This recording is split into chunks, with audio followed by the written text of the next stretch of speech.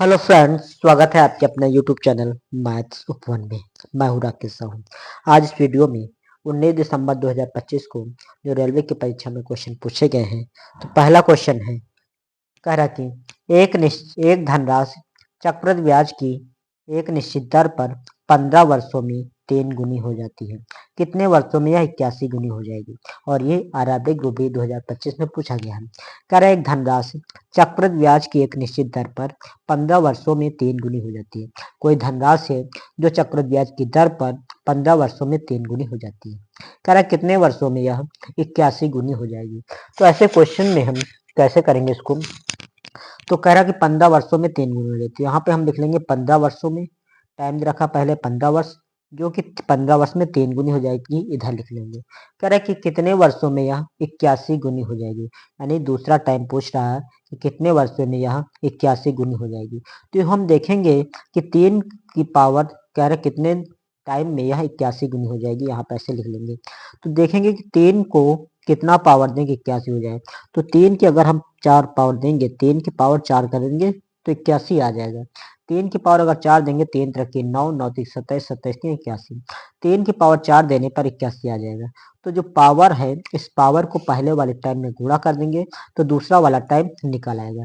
तो यहाँ पर टाइम दूसरा वाला निकालना है, तो पावर 4 है, 4 को पहले वाले टाइम में गुणा कर देंगे, 4 गुणे 15, तो 15 चौको 60, अर्थात 60 वर्षों में वह राशि 81 गुनी हो जाएगी। तो इसको हम ऐसे हल कर लेंगे, 60 वर्षों में 81 गुनी हो जाएगी। इसी प्रकार अगला क्वेश्चन है, अगला क्वेश्चन माध्यिका से था। कह रहा कि निम्न आंकड़ों की माध्यिका ज्ञात करना है। 49, 96, 62, 54, 97, 30, 44, 46, 30, 36, 55 और 30, ये भी ग्रुप डी 2025 में पूछा गया है। तो आंकड़ों की माध्यिका कैसे निकालेंगे? तो सबसे पहले हम आंकड़ों को आरोही क्रम में करते हैं या फिर अवरोही क्रम में। तो हम पहले करते हैं आंकड़ों को आरोही क्रम में। आरोही क्रम क्या होता है? सबसे पहले हम छोटी संख्या, फिर उससे बड़ी, फिर उससे बड़ी, फिर उससे बड़ी, आखिर में सबसे बड़ी। तो हमने आरोही क्रम में इसको लिख रखा है। तो पहले हमने आंकड़ों को आरोही क्रम में लिखा, आरोही क्रम में। तो सबसे पहले छोटी 23 है, उससे बड़ी 30, उससे बड़ी 36, फिर उससे बड़ी 44, उससे बड़ी 46, फिर उससे बड़ी 49, फिर उससे बड़ी 54, फिर उससे बड़ी 55, फिर उससे बड़ी 59 है, फिर उससे बड़ी 96, फिर 97, आखिर में सबसे बड़ी। तो हम इनको आरोही क्रम में लिख लिए हैं। अब यहाँ पे देखेंगे कितने पद हैं, पदों की संख्या काउंट कर लेंगे। पदों की संख्या n बराबर दे रखा 11, इन सबको जोड़ेंगे तो 11 पद आएंगे, तो पदों की संख्या 11 हो जाएगी। तो माध्यिका पदों की संख्या 11 है, जो कि पदों की संख्या विषम है। तो माध्यिका विषम के लिए होता है n+1/2 पद, n+1/2 पद, ये सूत्र होता है माध्यिका के लिए। तो n का मान दे रखा है 11, 11 में एक जोड़ देंगे बट्टे 2, तो 11 12, 12 बट्टे 2 यानी कि 6 आ जाएगा, यानी छठवां पद हो जाएगा। तो जो हमने आंकड़ों को आरोही क्रम में लिखा है, इन्हीं में हम छठवां पद देखेंगे, 1 2 3 4 5 6, छठवां पद 49 आ रहा है, तो यही आपकी माध्यिका हो जाएगी 49। तो माध्यिका हो जाएगी 49, माध्यिका 49, यही आपका आंसर हो जाएगा। तो इस तरह से हम इसको माध्यिका का क्वेश्चन हल कर लेंगे। अगला क्वेश्चन है, अगला क्वेश्चन देख लेते हैं।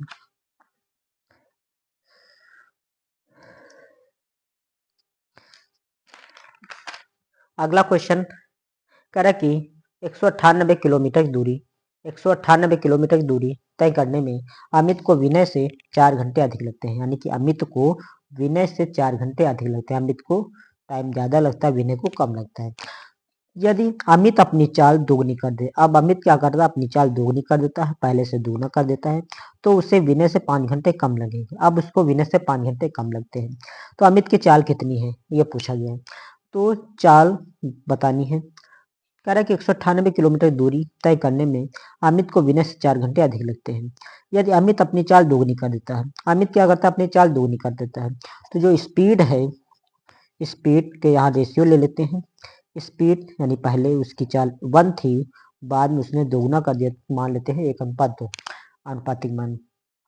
अब दूरी वही है, जब दूरी वही होती है तो यहाँ पे जो स्पीड है वो टाइम, स्पीड और टाइम एक दूसरे का उल्टा हो जाता है। तो जो टाइम हो जाएगा वो 2:1 हो जाएगा, टाइम 2:1 हो जाएगा। इधर दे रखा है 198 किलोमीटर दूरी तय करने में अमित को विनय से 4 घंटे अधिक लगते हैं। पहले उसको 4 घंटे अधिक लग रहा था, फिर क्या किया, अमित ने अपनी चाल दोगुनी कर दी, तो उसे 5 घंटे कम लगेंगे। पहले 4 घंटे अधिक, फिर 5 घंटे कम। जब दो तरह का समय दे रखा हो, पहले अधिक दे रखा हो या कम दे रखा हो, यानी पहले अधिक दे रखा है फिर 5 घंटे कम दे रखा है, दो तरीके का समय दे रखा है, तो यहाँ पे अंतर निकालेंगे तो दो तरीके का है, जिसको हम जोड़ लेंगे, 4 घंटे अधिक 5 घंटे कम, तो दो तरीके का है, इसको हम जोड़ लेंगे तो यहाँ पे हो जाएगा 9 घंटे। और यहाँ पे अंतर निकाल लेंगे, 2 अनुपात और 1 अनुपात में जो अंतर है, अनुपातिक अंतर 1 हो जाएगा, जबकि यहाँ पे जो अंतर दे रखा है टाइम का अंतर 9 घंटे दे रखा है, यानी 4 घंटे अधिक फिर 5 घंटे कम, अधिक और कम है तो हम इसको जोड़ लेंगे जो कि अंतर हो जाएगा, तो हो जाएगा 5 4 9। यहाँ पे अनुपातिक अंतर 1 है और यहाँ पे अंतर 9 दे रखा है, तो 1 बराबर 9 हो जाएगा, 1 बराबर 9, तो 2 का मान हो जाएगा 2 9 18 हो जाएगा, 2 9 18 हो जाएगा, 1 का मान 9, तो 9 एकम 9 हो जाएगा। कह रहा है कि अमित की चाल बतानी है, चाल, तो चाल बराबर होता है दूरी बटे समय, चाल बराबर दूरी बटे समय, दूरी 198 किलोमीटर दे रखी, और समय कितना लग रहा है टाइम को, पहले टाइम लग रहा है 18, 18 से को भाग कर देंगे तो 18 कम 18 फिर 18 कम 18, तो चाल हो जाएगी 11 किलोमीटर प्रति घंटा, 11 किलोमीटर प्रति घंटा उसकी चाल हो जाएगी। कह रहे अमित की चाल कितनी है, तो अमित की चाल 11 किलोमीटर प्रति घंटा, यही इसका आंसर हो जाएगा। अगला क्वेश्चन देख लेते हैं, ये डिस्काउंट से है। कह रहा है कि एक वस्तु का अंकित मूल्य 2500 रुपया है, एक दुकानदार 25% फिर 20% और के परसेंट की 3 क्रमिक छूट देता है, पहले 25% छूट देता है, फिर 20% देता है, फिर के परसेंट की छूट देता है, वस्तु को 1380 रुपये में बेचता है, फिर अंत में जाके उसको 1380 रुपये में बेच देता है, के का मान ज्ञात करना है।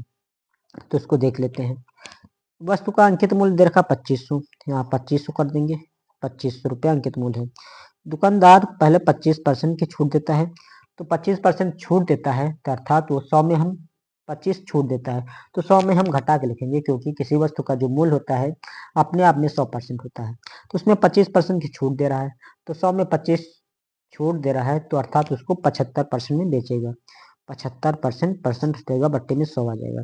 फिर क्या करता है 20% छूट देता है, फिर क्या करता है 20% छूट, तो फिर 100 में 20 घटा देंगे, अर्थात 80% पे उसको बेच देता है। फिर कह रहा है के परसेंट की छूट देता है, तो इसको भी हम 100 में के घटा देंगे, 100 माइनस के कर देंगे और बट्टे 100 कर देंगे।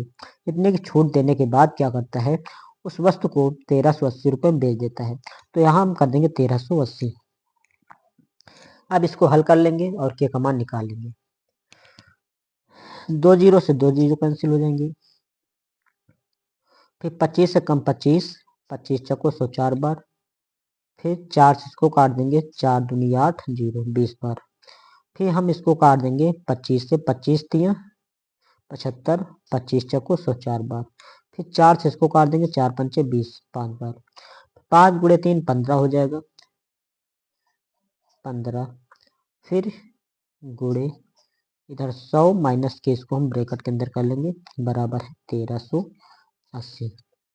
अब इसको हम काट देते हैं, 15 से क्या कटेगा, इसको 15 15 15 में 135, 15 नहीं है 135, 35 3, 15 से कट जाएगा, इसको हम काट देते हैं, तो 15 अट्ठे 120, 15 नहीं है 135, 15 नहीं है 135, 35 3 बचा, 3 इसके पास 30, 15 दूना 30 दो बार, यहाँ पे 100 माइनस के बराबर हो जाएगा 92। यहाँ की हम यहाँ पे के का मान निकालना है, तो के को उस पार कर देंगे तो प्लस हो जाएगा और 92 इधर ले आएंगे, 100 माइनस 92 हो जाएगा, इस पार आएगा माइनस हो जाएगा और के उस पार जाएगा प्लस हो जाएगा, तो 100 में 92 घटा देंगे बचेगा 8, 8 बराबर के, अर्थात जो तीसरी छूट है वो 8% की छूट है, तो कह रहा के का मान ज्ञात कीजिए, तो के का मान ही हो जाएगा के बराबर 8, यही आपका आंसर हो जाएगा। तो ओके मित्रों, आज का वीडियो यहीं तक रखते हैं, फिर मिलते हैं नेक्स्ट वीडियो पे। वीडियो पसंद आए तो लाइक कीजिए, चैनल को सब्सक्राइब कीजिए, धन्यवाद।